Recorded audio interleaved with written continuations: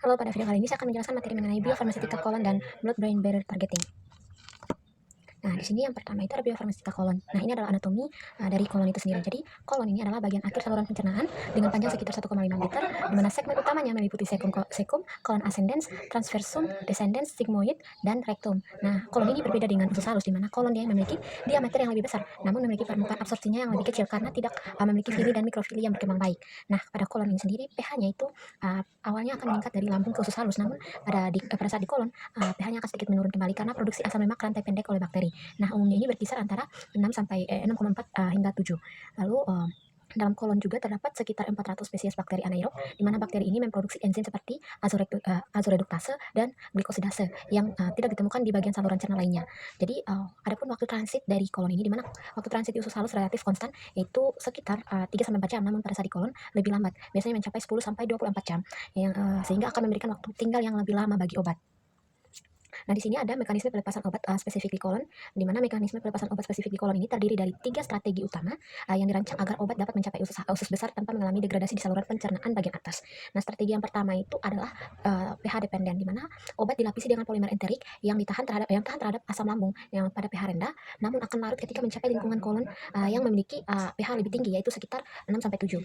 Lalu ada strategi yang kedua, yaitu time dependent, di mana strategi ini mengandalkan sistem lepas tunda yang memperhitungkan waktu transit obat di dalam tubuh. Obat dirancang dengan lapisan matriks yang membutuhkan waktu sekitar 5 jam untuk hancur, sehingga obat baru akan terlepas tepat saat diperkirakan sudah berada di area kolon setelah melewati lambung dan usus halus. Lalu ada strategi yang ketiga, yaitu microbial dependent, di mana strategi ini memanfaatkan keberadaan mikrobiota atau bakteri dalam konsentrasi tinggi di kolon. Dalam metode ini, obat seringkali dibuat dalam bentuk prodrug dengan ikatan kimia, khususnya seperti ikatan azo yang hanya bisa diputus oleh enzim spesifik yang dihasilkan oleh bakteri di usus besar, sehingga obat aktif dapat dilepaskan tepat di lokasi target.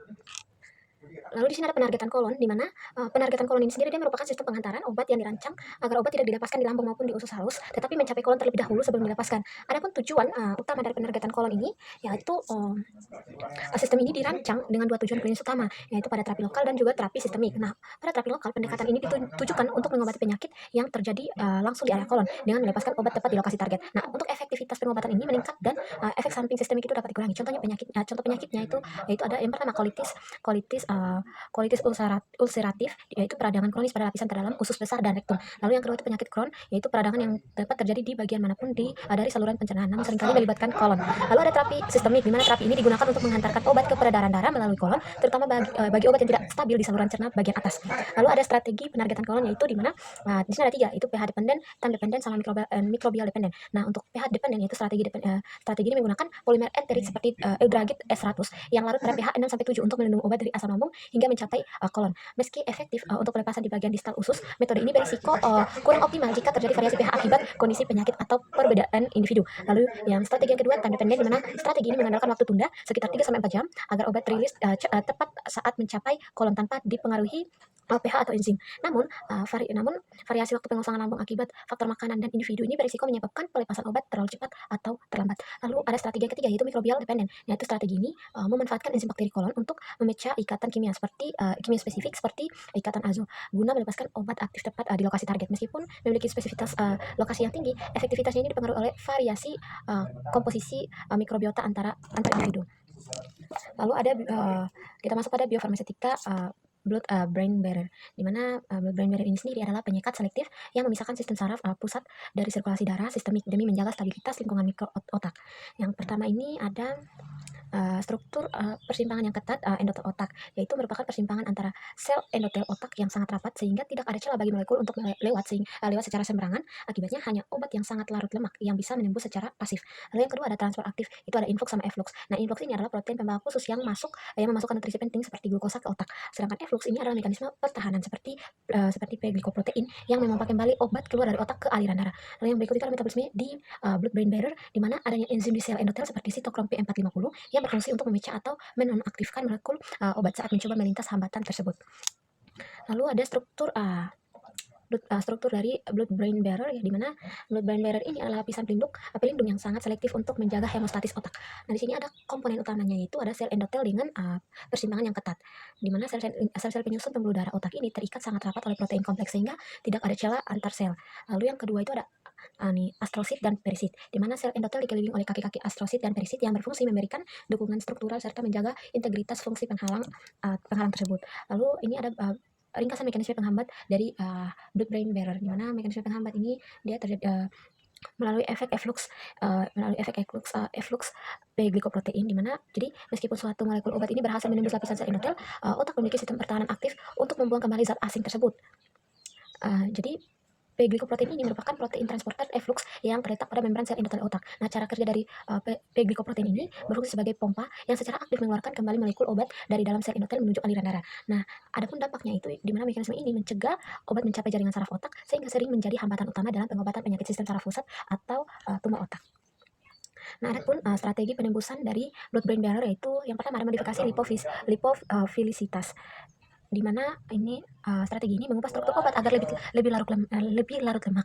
Nah, hal ini memudahkan molekul obat untuk menembus membran sel endotel otak secara pasif. Lalu yang kedua ada transporter mediated, di mana strategi ini memanfaatkan protein pembawa alami yang bertugas menyuplai nutrisi ke otak. Obat ini dirancang sedemikian rupa agar menyamar atau berikatan dengan pembawa glukosa atau asam amino untuk masuk ke dalam otak. Lalu yang ketiga ada reseptor mediated, yaitu teknik yang menggunakan ligand khusus seperti transferin yang dipasang pada permukaan sistem penghantar seperti nanopartikel. Nah, ligand ini akan berikatan dengan reseptor spesifik di permukaan blood-brain barrier yang kemudian menarik obat masuk ke dalam jaringan otak melalui proses endositosis. Nah, kita masuk pada parameter bioavailabilitas target. Jadi bioavailabilitas target ini tidak hanya mengukur jumlah obat di dalam darah, tetapi fokus pada seberapa banyak obat mencapai lokasi spesifik yang diinginkan. Nah, di sini ada dua parameter bioavailabilitas. Yang pertama ada profil kadar di target site, yaitu membandingkan konsentrasi obat di lokasi tujuan seperti jaringan otak atau kolon terhadap kadar obat dalam sirkulasi sistemik. Nah, tujuan utamanya itu untuk memastikan konsentrasi obat di dalam jaringan target ini cukup tinggi untuk memberikan efek terapi secara lokal. Nah, sementara kadar di dalam plasma, kadar di plasma ini tetap rendah untuk meminimalkan efek samping sistemik. Lalu ada parameter spesifik pada otak atau kolon, di mana dalam di sini ada dua parameter spesifik pada otak dan kolon, yaitu rasio AUC otak plasma, di mana digunakan untuk mengevaluasi efisiensi penembusan blood-brain barrier, yaitu rasio ini juga tinggi, yang tinggi menunjukkan bahwa strategi penembusan seperti modifikasi lipofilisitas atau reseptor mediated itu berhasil mengarahkan obat ke otak daripada membiarkannya menumpuk di pembuluh darah. Lalu rasio yang kedua itu rasio AUC kolon plasma, di mana rasio ini digunakan pada sistem CDDS untuk melihat efektivitas pelepasan lokal. Nah, idealnya kadar obat di jaringan kolon ini sangat tinggi, sedangkan kadar obat di plasma itu sangat rendah, terutama untuk terapi lokal seperti colitis. Nah, lalu adapun indeks penargetan, yaitu parameter ini seringkali digunakan untuk menghitung efektivitas formulasi, di mana targeting efisiensi yaitu persentase obat yang terakumulasi di organ target dibandingkan dengan total obat yang diberikan. Lalu yang kedua ada relative bioavailability, yaitu membandingkan AUC target site dengan dari formulasi yang baru dengan AUC target site dari formulasi standar, misalnya obat murni tanpa sistem penghantar. Lalu ada strategi formulasi. Jadi formulasi ini dirancang khusus untuk mengatasi hambatan biologis masing-masing organ target. Ini pertama ada penargetan kolonnya atau CDDS, di mana sistem polimer responsif pH yaitu menggunakan polimer enterik seperti Eudragit S100 yang hanya larut pada pH tinggi di area kolon. Nah, lalu sistem responsif enzim, di mana yaitu memanfaatkan enzim dari mikrobiota kolon untuk memecah ikatan kimia spesifik pada pembawa obat. Lalu ada penggunaan prodrug yaitu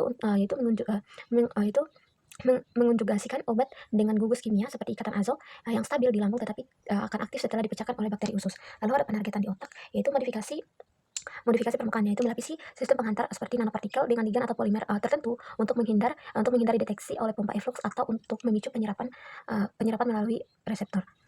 Lalu ada evaluasi. Nah, dalam evaluasi sistemik penghantaran obat spesifik, parameter utama yang digunakan adalah perbandingan antara kadar obat di lokasi target dengan kadar di aliran darah sistemik. Nah, untuk penargetan ke otak, kita akan menggunakan rasio AUC otak plasma guna mengukur efisiensi obat dalam menembus blood-brain barrier.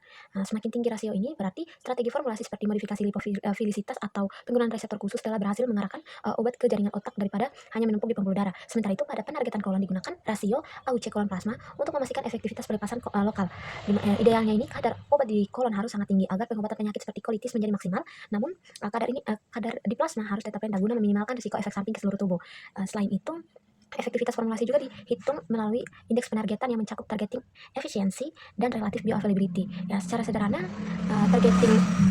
targeting efisiensi secara sederhana menunjukkan berapa persen obat yang benar-benar mendarat di organ target dari total dosis yang diberikan, sehingga kita bisa mengetahui seberapa akurat tembakan formulasi tersebut. Sedangkan relative bioavailability ini digunakan sebagai ajang perbandingan untuk melihat apakah formulasi canggih yang kita kembangkan ini memberikan jumlah obat di lokasi target yang lebih banyak jika dibandingkan dengan obat yang murni tanpa sistem penghantar. Nah, dengan memahami parameter-parameter ini, kita dapat membuktikan bahwa teknologi penghantaran yang digunakan memang mampu meningkatkan keamanan dan kemanjuran terapi bagi pasien. Sekian penjelasan materi dari saya. Terima kasih.